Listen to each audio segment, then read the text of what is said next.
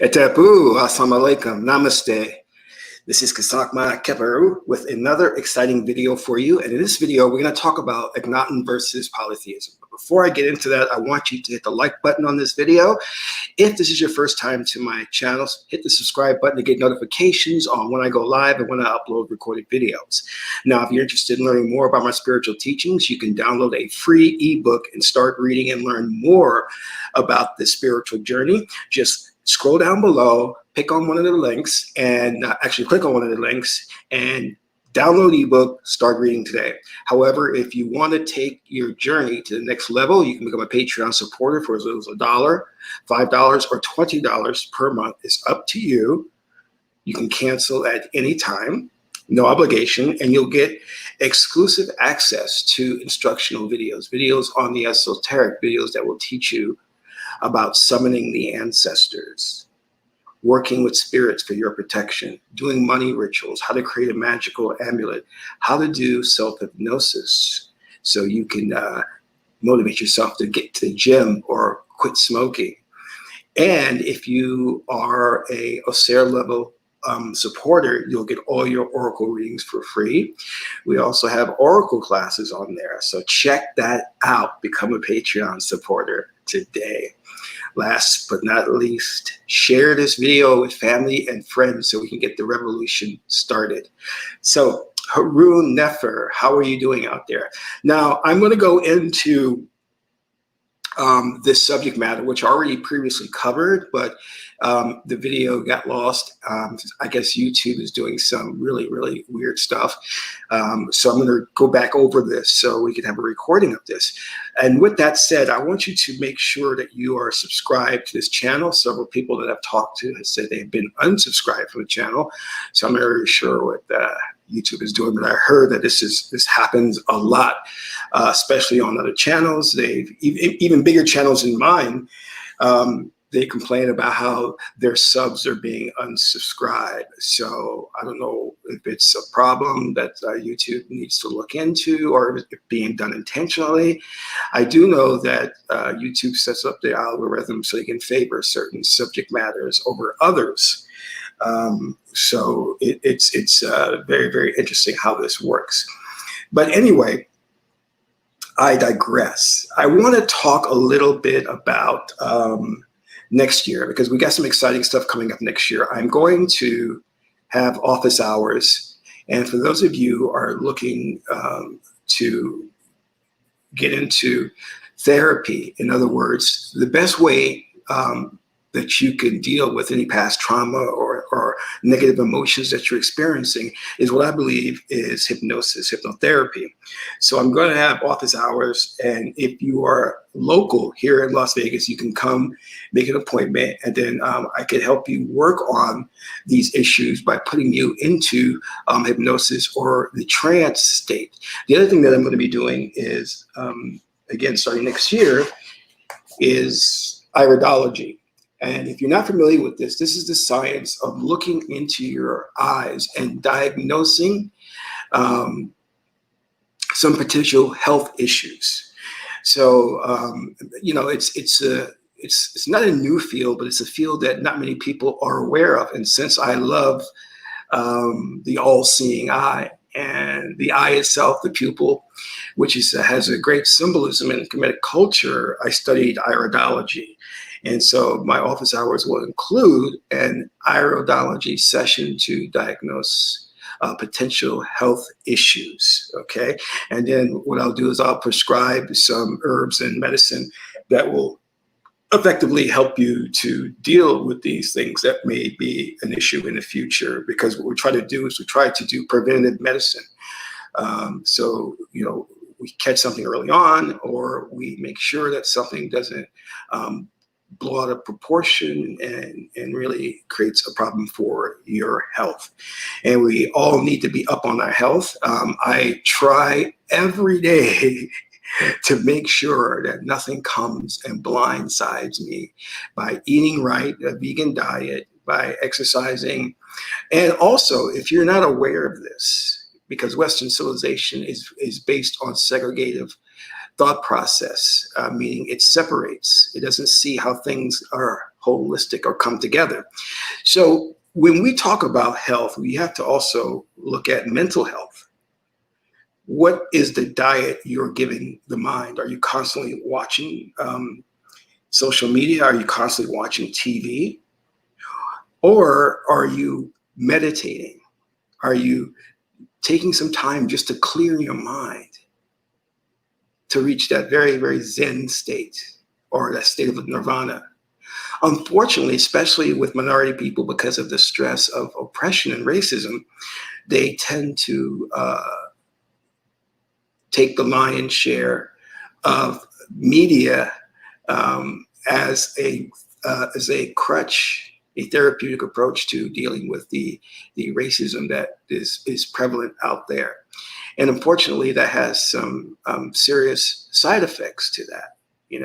So when we talk about health overall, we're not just talking about the state of your body, what you eat, but also what you consume in terms of media.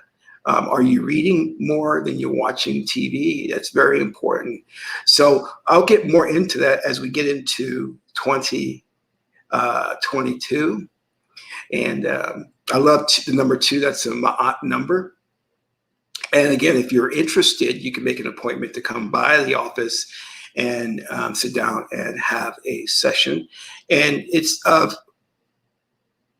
really paramount importance that you understand that the only way that can transform your behavior is not through verbal discourse. It's not going to happen. Someone telling you to do the right thing, you must understand, it's not going to change your behavior, because your behavior is dictated by the reptilian mammalian brain, hence the animal spirit within you. And that animal spirit is very, very strong. It pushes you to pleasurable things and pushes you away from painful things. But unfortunately, sometimes those painful things are very necessary for you. So that's the whole story of Asar and Set, where Haru battled Set, which was the animal spirit within himself. Set is a metaphor for the animal spirit. So you're going to have to do battle with that as well. And this society is so left brain fanatical. They're so caught up in motivational speeches that they actually believe that just talking a person to death can get them to change their behavior, or understanding a problem could get them to change their behavior. And that's simply not true. This is why I don't subscribe to the Freudian approach. And most times these so-called psychologists just have you do all the talking, and they reflect back on what you're saying, meaning just repeat it back, because they're not going to make any judgments. And they do that in hopes that you'll come to an epiphany of your behavior, or an understanding of your behavior, and make a change. That does not work. All right. We have to understand that.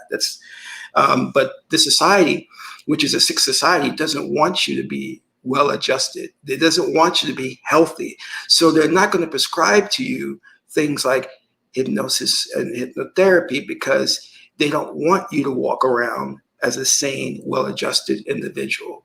That goes against their plan for the future, which is to have us be worshiping Satan in a dark dystopian future. So just be aware of that. And I want you to understand that you're being slowly pushed to the totalitarian tiptoe through microdoses of satanic behavior. And you don't even realize it, because it's being introduced subtly through rap especially. So you need to be cognizant and very aware of what you are taking in. This is going to the great I-ching oracle, which talks about the 27 hexagram nurturing. What are you nurturing yourself on? Because if you're not in control, which is the metaphor and the meaning behind Haru, because when Haru came into full manhood, this was the symbol of him as in control of his actions, ready to rule Kemet. He had subdued his animal instinct. He was victorious. And this is your fight. This is what you must do, because simply, whether you want to accept it or not, there are sinister forces out there who prey upon especially minorities who are disenfranchised, who are living in poverty, and they don't have many options. So they tell you to indulge your emotions, go twerk, go to the movies, go buy all that jewelry. You only live once. Don't worry about cursing. Don't worry about overeating and becoming obese. This is what they're pushing as the de facto norm. But you have to reject this. You see, you're not shaped by your own will, which is Saru, because you have not developed your will. You have not gone through initiation. So you are a product of social engineering. You are a product of genetic engineering. You, as an individual, whether you're black or white, are not the same person that are coming from the exact same people as those who built the pyramids, because you have undergone not only social engineering, but genetic engineering, meaning that during the North Atlantic slave trade, slavery here in the Americas, they made you as a man and woman mate with certain individuals, and you were put on breeding farms to accentuate certain traits: height, muscle mass, lighter skin. So you have to be aware of these things. So you're mentally bred to be compliant. This is why the majority of people of color have not risen up to oppose the government for its racist practice that even the United Nations condemned America for its human rights violations against Black people. So I want you to be aware of what's happening now, and be aware of you're not the same as the ancient Kamal, the ancient Egyptians. Your DNA has been tampered with. Your psyche has been tampered with, and they have downloaded into your psyche very perverse things. And whether you realize it or not, it controls your actions. Now let's get to the subject matter at hand, which is Akhenaton versus polytheism. Now, if you don't know, Akhenaton was the 10th ruler of the 18th dynasty in ancient Egypt, Kemet, which is in Africa, in Northeast Africa. Many Egyptologists and historians have gone through great lengths to take Egypt out of Africa, as if it were a separate continent. But no, it is in Africa. Now, there were many, many great pharaohs. Akhenaton became famous because he pushed what we call was monotheism, the belief in one God. Whereas the Kemetic people, as the Egyptians and individuals like Wallace Budge, author of the Egyptian Book of the Dead, will tell you that the Egyptians worship many gods. What I want you to understand in regards to this is that our history books have been rewritten. So when we read history, we're reading a censored version of history. And let me explain. In ancient Egypt and in most African civilizations, the priesthood held a lot of power over the pharaoh and his queen. Some say that the ancient Egypt was a theocracy and a matriarchy, but I don't want to get into those titles. What we need to understand is this: nothing could happen if it wasn't sanctioned by the priesthood. And if you got out of pocket and you did something that didn't go into an alignment with their wishes, they would immediately deal with you through magical and occult means. The pharaoh could not go to war if the priesthood didn't say he could. And usually the priesthood would consult an oracle before going to war. But your history books will not get deeply into this. Assassinations weren't carried out by ninjas or assassins, but through magical occult means to get rid of you. And magic was an everyday aspect of Egyptian life, from the peasants to royalty. But you'll never know this because in the books, in the history books, they have deleted this. They have taken it out. So that you think the Pharaoh just can declare war and go to war. That's not the way it worked. But they don't want you diving into and legitimizing their spiritual system, their magic, the ancient mystery schools. But they will legitimize Christianity and Moses talking to God. But they don't want any writings in the book of the priesthood consulting oracles.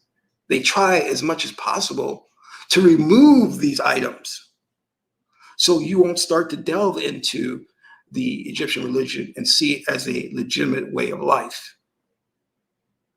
And this has happened across the board and not necessarily exclusive to ancient Kemet. Many things have happened in history due in part to occult means. But you don't know that because they have taken that out. This warrants more of a further deep dive discussion, which I can do in subsequent videos. But I want to stay on the topic here of Akhenaton. Now, many claim that he's a father of monotheism, that he was peaceful. And in fact, Dr. Martin Luther King Jr., who preached kind of like peaceful protest, said he was inspired by Mahatma Gandhi. Well, I shouldn't even say Mahat because that's the title that bestows that you're a very spiritual person. And Gandhi was a racist to the core. But what Dr. Martin Luther King didn't know was that Gandhi got the idea of being the peaceful protest, being passive, from Akhenaton. Now, Akhenaton, whose name was originally Amenhotep IV, married his queen Nefertiti. And we must keep in mind, which we don't hear a lot about, is that Akhenaton had many, many wives, but he favored Nefertiti. And they had kids together. Now there is some theorizing that Nefertiti was of foreign ancestry, not native to Kemet. And I will dive into why that's important to understand and to keep in the back of your mind. Now, when Akhenaton came into power, I believe it was around 1350 BC, when he was crowned king, he started to worship Aten, who was already a deity in Kemet, but he started to worship Aten to the point of where he became fanatical about it and developed this whole movement called autism, or autism, we can say. But this went against the already established worshiping of the many deities, because not only did Akhenaton worship Aten, but he said that Aten was the only god and there were no other gods. So he decreed that that Kemet would worship Aten and get rid of all the other deities, and this upset the priesthood. And it caused a lot of political problems. Now, where did he get this idea of just the one God? Some speculate that because his wife Nefertiti was of foreign ancestry, that he got it from her. Because the idea of the one God we find in a lot of left-brain civilizations, where right-brain civilizations were more polytheistic in their outview in religion. And there was another time in our history where someone came along and tried to shift us from the polytheistic view of the many deities to the monotheistic view. And this was the Roman Emperor Constantine in 325 AD, when he tried to shift Christianity from the worship of Mary to Jesus, from the moon cult, which is a symbol of the right brain, to the sun cult, which is the worship of the left brain, and the worship of Jesus above Mary. I'm sorry, yes, Jesus above Mary.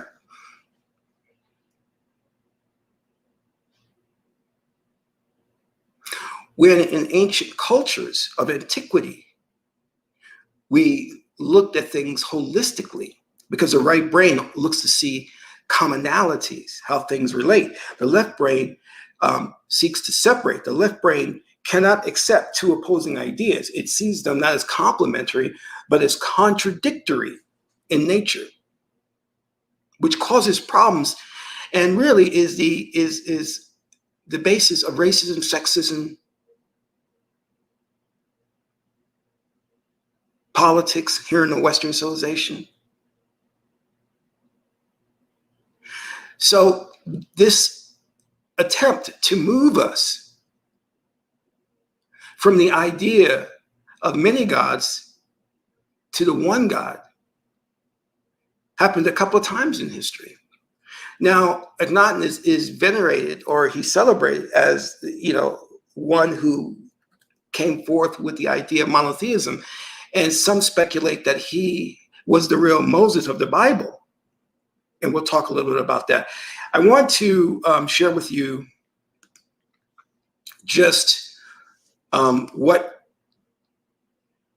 he looked like, because that is a point of contention for many Egyptologists.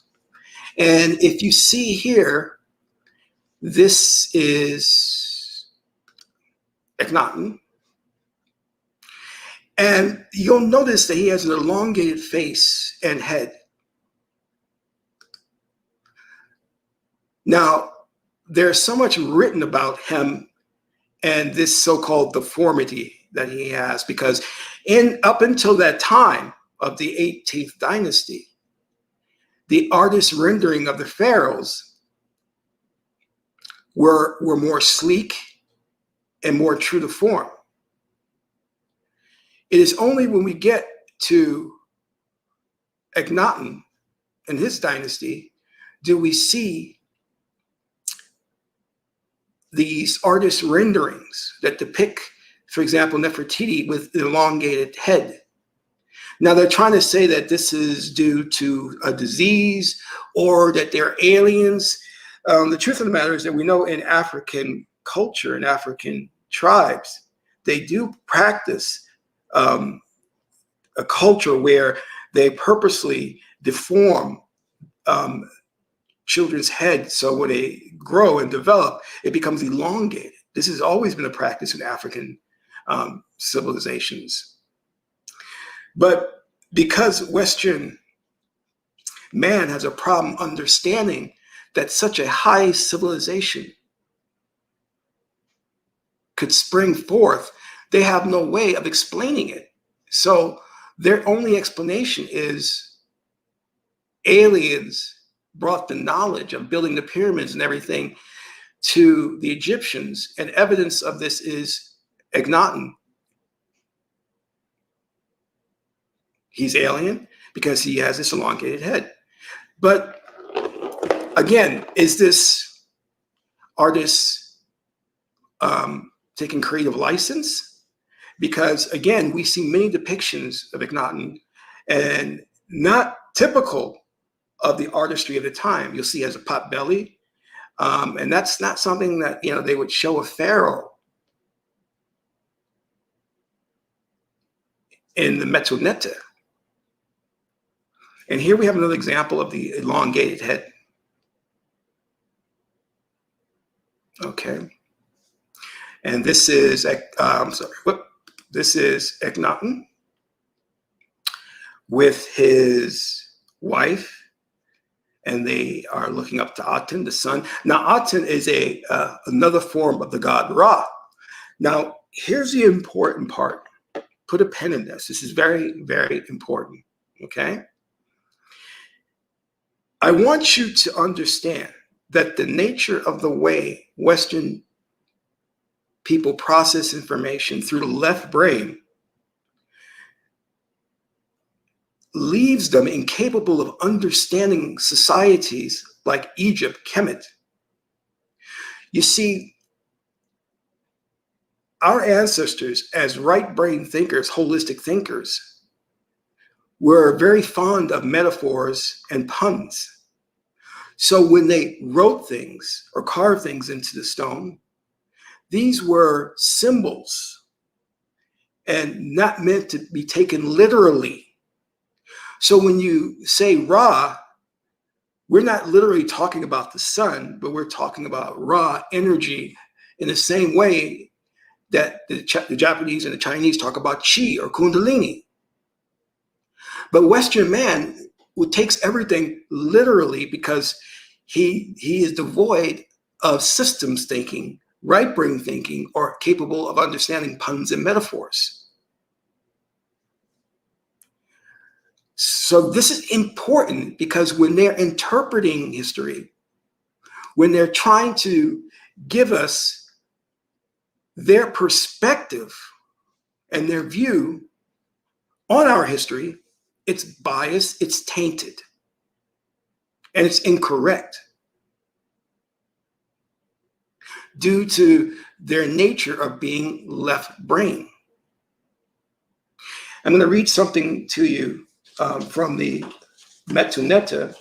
This is from Ra'u Amen, Metuneta Volume 1, and everyone should get this if you haven't already, and read this several times. I've read it about 5 times now. So allow me to read this so you have a better understanding of how incapable they are of looking into antiquity and really giving us an accurate understanding of how these people lived. Western man's polarization in the left hemisphere of the brain. Now, this part of the brain is only capable of linking sequentially following units, i.e., it is incapable of systems thinking. That is a task that belongs to the right side of the brain with its unlimited integrative capabilities. Western people would look, for example, at 7 integrated sets of one-to-one relationships and see 7 separate sets of the one-to-one relationships. On the other hand, Blacks and Orientals will see 1 set of 7 integrated subsets of one-to-one relationships. Polarized in the segregated part of the brain, Westerners could not integrate the host of deities of the Black pantheon. They just couldn't see how the many were integral parts of the one. This stuff about co-acting multiple factors, shaping and determining each and every physical entity was beyond them. So they described our religious practice as polytheistic. We reject it for obvious reason. And since the term monotheism fails to convey the reality that the one God functions through a plurality of individual parts, it too must be rejected. In this book, I will use the coinages synthesis and synthesis. Both SYN and SYS are variants of the same prefix, carrying the basic meaning of whole compounded of several parts. SYS is the root of system, and SYN that of synthesis, both analogous terms. So the author is talking specifically about how we cannot say that the Egyptians were polytheistic or monotheistic. You see, they see the one coming as the all and the all as the one. But again, as I said, Western man is incapable of holding 2 ideas that may seem opposing together. He has to see them as contradictory. During slavery, the slave master would tell the slave that I don't want you worshiping your African tradition. Worship the Lord Jesus Christ. When he returned the next day, he found on the altar of the slave a statue of Jesus and also the deities. And he told the slave, I told you to stop worshiping the African deities. And the slave said, well, I'm worshiping Jesus. And the slave, being a right brain, understood that everything can work together harmoniously, that we can integrate these things. But Western man in his left brain saw these things as a contradiction. So he seeks to eliminate the opposing force. So here's the key that you must understand. See, when Akhenaton wanted to further his religion of Aten, he saw there could be great political problems in Thebes. So he had a mass migration to Armana, where he set up shop. And they began the worship of Aten. And many of the temples didn't have roofs so that the rays could come down and shine down upon them during prayer. The problem with Akhenaton is that he was such a pacifist. He turned his attention to Ateism and literally left Kemet, Egypt, open almost to foreign invasion. The economy went to hell. They lost territories, and he almost demilitarized Kemet. In fact, foreign leaders would write to him asking for military assistance with a war, pleading with Akhenaton to send troops for aid, and he would just ignore them. He was more focused on his religious doctrine than he was on running the nation. He was a bad pharaoh, a bad leader in that regard. And eventually, 17 years after he came into power, he died. And the Egyptian people went to remove all remnants of him. Now, here's the problem.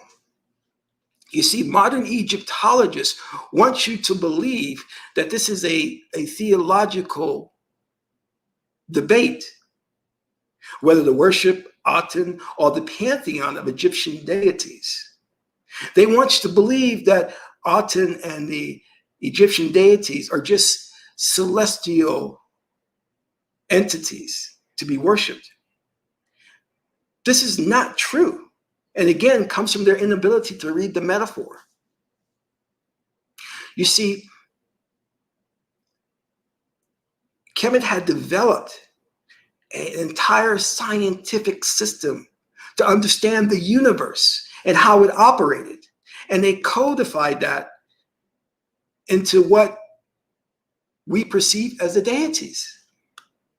Where today we may use the term gravity, the Egyptians would codify that by a deity and then take it one step further and anthropomorphize this into maybe a hawk with a man's body. So you can understand that as an attribute of nature, of the universe. It is the same thing as in chemistry with the table of elements, which codifies these elements that exist. So we codified how the universe works, how nature works, through the representation of a metaphor, a deity. So when we say Amun-Ra, we're talking about hidden energy, maybe. It's a metaphor for how the energy systems work. We studied nature and the universe. And from that came our science, because remember, the Egyptologists went to Egypt and they couldn't find a religion or a religious book or science, a discipline of science or a discipline of health, because the Egyptians integrated that into one holistic way of life. This is why Western man is looking for the unified field theory, that which unites everything and explains everything. But that holistic thinking is how we function, and what was able for us to rise to the level of geniuses.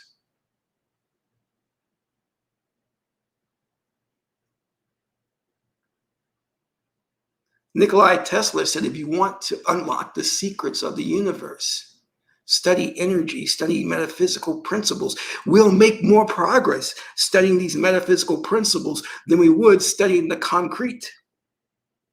And this is true. And this is what Kemet did. It studied metaphysical principles. And here in Western civilization, we focus on materialism, physicality. They said the ancient Egyptians were fond of death. They studied death. No, they understood death was a holistic part of life, that you can't have one without the other. And in this society, this Western society, we're taught to fear death, fear spirits, because there's no holistic view. That integrated part of our brain is not being used properly. And if we were using it, if the knowledge of ancient Kemet were allowed to continue, we would have colonized the stars by now. So I want you to understand your history, two parts to it. Number one, they censored it, taking out the idea of occult practices, magical practices. And number two, they have taken metaphors, symbolism, and interpreted those things literally. See, the ancient priests came against Akhenaton, not from a theological difference, but more so because their science, which explained the universe, was threatened by his one view of the one deity, which we theorize he got from Nefertiti, who was of foreign ancestry. But whether that's true or not, we know that what Akhenaton was doing was going to set the foundation for the destruction of ancient Egypt if it had been allowed, if monotheism, in the sense of what he was promoting, the one belief in Aten, was allowed to continue, would have destroyed ancient Kemet and buried advanced knowledge that the Kemetic people had developed. So I want you to understand the deities are just not celestial entities. They are principles codified.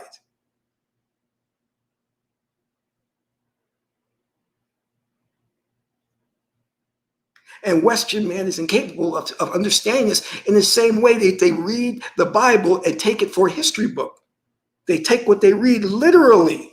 When the Bible is based on astrotheology and it's all symbolism and metaphors and puns.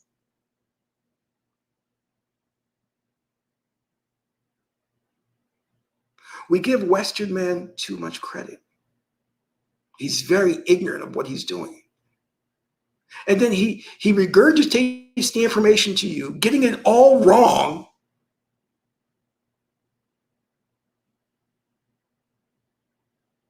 He's biased. He's only going to look at, what is the term?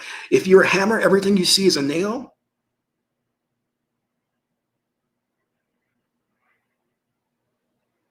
He's incapable of understanding what really was going on with Akhenaton and monotheism and polytheism. And remember, the Egyptians didn't practice either. It was more of a synthetism, synthesizing, bringing elements together to work harmoniously in the systems thinking process.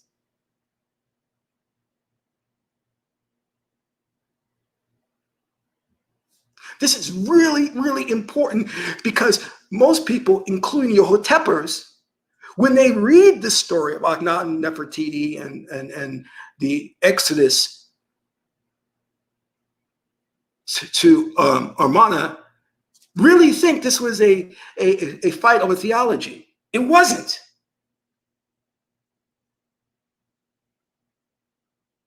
It wasn't about this God is one supreme God and the other gods aren't really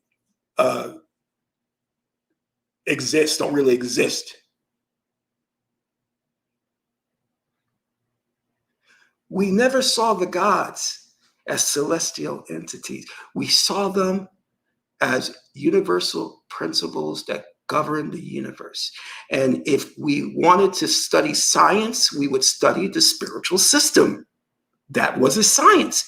It did not conflict with science. Our religion, our spirituality, because we didn't have a religion, didn't conflict with science. It was united and one with science. So Akhenaton was threatening the science, the spiritual system,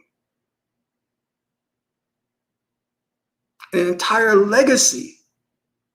And subsequently after his death, the priest, and his death was under mysterious circumstances, and I theorized that it was the priesthood that got rid of him using juju. And his successor, the priesthood made him promise to put back the old system, the old Kemetic pantheon. And it continued from there, luckily.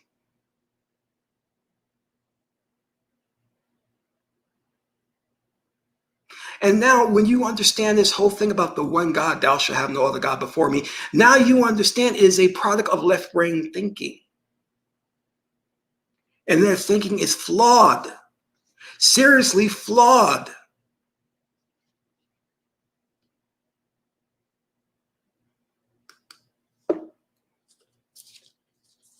So we can't read these history books without doing further study on our own.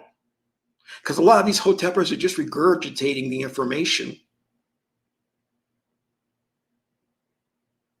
not understanding the real meaning of the deities, of the symbolism, of the science.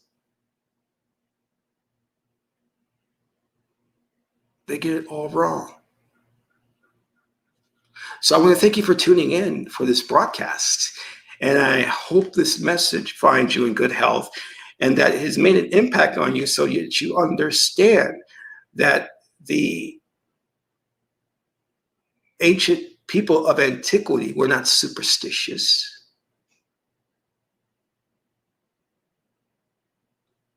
They didn't just bow down to someone or an entity because it was godlike. They had a very, very scientific view and perspective of the world and the universe. They were master astronomers, master engineers. And their writings also reflect their mastery.